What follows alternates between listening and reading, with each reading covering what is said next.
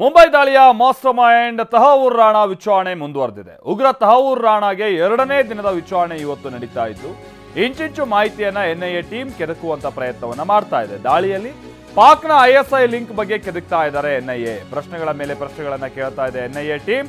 ನಿನ್ನೆ 3 ಗಂಟೆಗಳ ವಿಚಾರಣೆ ಮಾಡಿದ್ರು. ದಾಖಲೆಗಳನ್ನ ಮುಂದಿಟ್ಟು ಉಗ್ರ ರಾಣಾನನ್ನ ವಿಚಾರಣೆಗೆ ಒಳಪಡಿಸಲಾಗಿದೆ. ದಾಳಿಗೆ ಸಂಬಂಧಪಟ್ಟಾಗೆ ಪ್ರಮುಖ ದಾಖಲೆಗಳ ಸಂಗ್ರಹ ಆಗಿದೆ.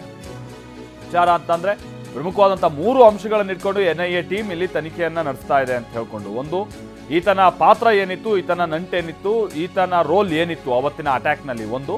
ಎರಡನೇದಾಗಿ ಲಷ್ಕರ್ ಎ ತೊಯ್ಬಾ ಸೇರಿದ ಹಾಗೆ ಇನ್ನಿತರ ಉಗ್ರ ಸಂಘಟನೆಗಳ ಜೊತೆಗೆ ಈತನಿಗಿರುವಂತಹ ಲಿಂಕ್ ಏನು ಅನ್ನುವಂಥದ್ದು, ಜೊತೆಗೆ ಅವತ್ತಿನ ಲಷ್ಕರ್ ಎ ತೊಯ್ಬಾದ ಪ್ರಮುಖ ಉಗ್ರರು ಯಾರ್ಯಾರು ಇದಕ್ಕೆ ಸಾಥ್ ಕೊಟ್ಟಿದ್ರಲ್ಲ ಅವ್ರ ಜೊತೆಗಿರುವಂತಹ ಲಿಂಕು. ಮೂರನೇದಾಗಿ ಪಾಕಿಸ್ತಾನದ ಸೇನೆಯ ಜೊತೆಗೆ ಅಥವಾ ಐಎಸ್ಐ ಜೊತೆಗೆ ಅಲ್ಲಿನ ಗುಪ್ತಚರ ಸಂಸ್ಥೆ ಆ ಲಿಂಕ್ ಏನಿದೆ ಅನ್ನುವಂಥನ್ನ ಈ 3 ಅಂಶಗಳ ಮೇಲೆ ತನಿಖೆ ಮುಂದುವರಿಸಿರುವಂತಹ ಅಧಿಕಾರಿಗಳು ಇವತ್ತು ಎರಡನೇ ದಿನದ ವಿಚಾರಣೆಗೆ ಒಳಪಡಿಸಿದ್ದಾರೆ. ಈ ಟೈಮ್ನಲ್ಲಿ ಐಎಸ್ಐ ಜೊತೆಗೆ ಆತ ಹೊಂದಿದ್ದಂಥ ಲಿಂಕ್ಗೆ ಸಂಬಂಧಪಟ್ಟಾಗಿನ ಹಲವು ಸಂಗತಿಗಳು ಬಯಲಾಗ್ತಾ ಇದೆ ಅನ್ನುವಂಥದ್ದು ಕೂಡ ಗೊತ್ತಾಗ್ತಾ ಇದೆ. ಅಗೇನ್ ಇದೆಲ್ಲವೂ ಕೂಡ ಭಾರತಕ್ಕೆ ಪ್ರಮುಖ ಸಾಕ್ಷ್ಯಗಳಾಗುತ್ತೆ. ವಿಶ್ವದ ಮುಂದೆ ಪಾಕಿಸ್ತಾನವನ್ನ ಈತ ಉಗ್ರ ಪೋಷಿತ ದೇಶ ಅನ್ನುವಂಥದ್ದಕ್ಕೆ ಮತ್ತಷ್ಟು ಪುರಾವೆಗಳನ್ನು ಕೊಡುವಂಥ ನಿಟ್ಟಿನಲ್ಲೂ ಕೂಡ ಅನುಕೂಲ ಆಗುತ್ತೆ.